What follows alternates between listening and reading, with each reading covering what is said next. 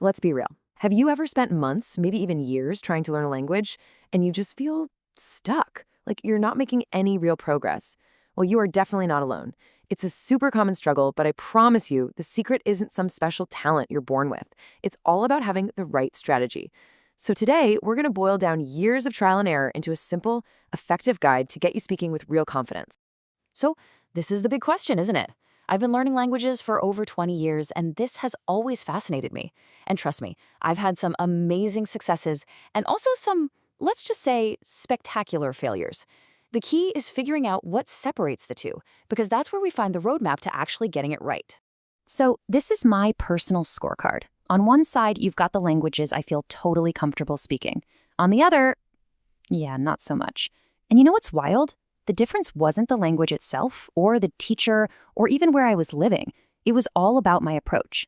So let's break down what actually worked. Here's our game plan. We're going to tackle this in three main parts. First up, we'll forge the right mindset. Then, we'll talk about how to fuel your learning engine. And finally, we'll get into how to turn all that studying into a real, usable skill. All right, let's start with what is, hands down, the most important piece of the puzzle, your mindset. This has nothing to do with a magic app or a secret trick. Success really begins with two powerful ideas: focus and persistence. I absolutely love this idiom. If you've ever watched a horse race, you've probably seen those flaps they wear on their eyes. They're called blinkers. And their job is to stop the horse from getting distracted by everything else going on around them. In language learning, this is so crucial. You've got to put your blinkers on and just focus on your goal without getting pulled in a million other directions. Okay, this right here, this was a total game changer for me. When I was trying to learn Italian, my go-to excuse was always, oh, I'm just too busy, I don't have time. But that's not really true, is it? We all have the same 24 hours in a day. The second I started being honest with myself and reframing it as a choice, I am choosing not to study Italian right now. It put all the power back in my hands. It makes you get real about your priorities. You have to choose to make it a priority. Now, the second part of this mindset is persistence. You see it all over social media, right? Influencers promising you'll be fluent in 3 months. Come on, let's be honest, that's just not how it works. Learning a language is a long-term journey. It's a marathon, and you have to be ready to just keep going, especially when it feels slow. And if you need proof, just look at this number. To go up a single level, like from an intermediate B1 to a B2, takes about 200 hours of guided learning. 200 hours! You don't just knock that out in a weekend. It takes real time. And that's exactly why persistence is non-negotiable. Okay, so if it's a marathon, you're going to need some fuel, right? For language learners, that fuel is motivation and having really clear goals. Without them, even the most persistent person is going to run out of steam. I guarantee it. Just look at the difference here. I want to be fluent is just massive and vague. It's like staring up at the night sky. But a goal like, I want to communicate my ideas on common topics in 6 months, now that's something you can actually work towards. It's specific, it's measurable, and that is incredibly motivating. I like to think of motivation as a pet. Seriously, you can't just feed it once and then expect it to be happy and healthy forever. You have to feed it every single day. If you start to neglect it, it gets weak, and eventually it just disappears. So the question is, how do you keep feeding it? Well, you can feed it in three really simple ways. First, always reconnect with why you even started this journey. Is it for a new job? To talk to family? That's your core motivation. Second, find a community. When I was learning Spanish in Madrid, being in a class with other people who were in the same boat was a lifesaver. And third, reward yourself. When you hit a small goal, celebrate it. It really works. Now, let's talk about turning those big dreams into something you can actually do. When I moved to China, my goal basically looked like this. It was just this massive, intimidating wall.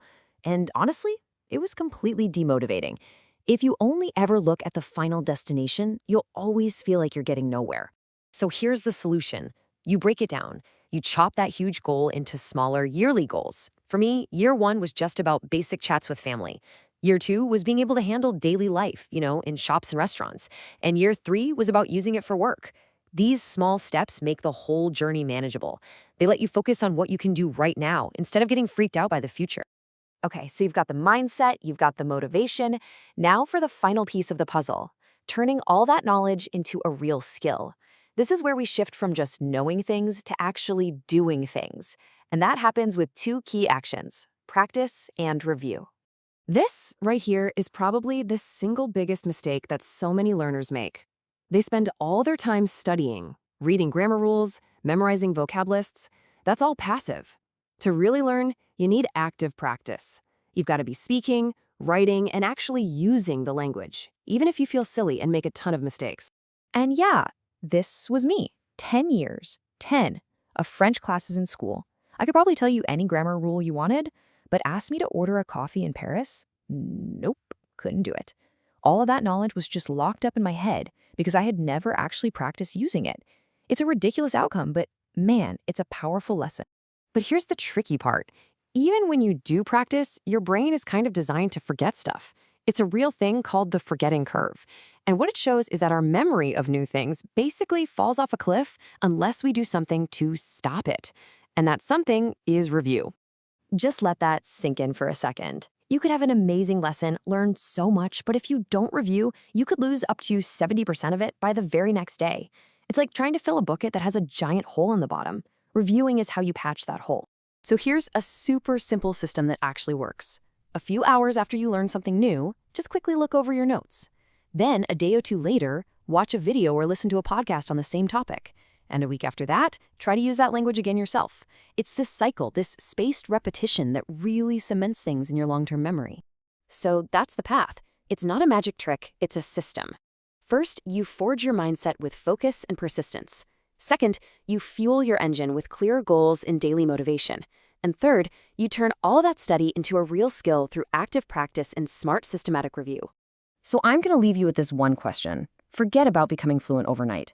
Based on everything we just talked about, what is the one small, powerful, manageable step you will choose to take today to move yourself forward on your own language learning marathon? The choice, as always, is yours.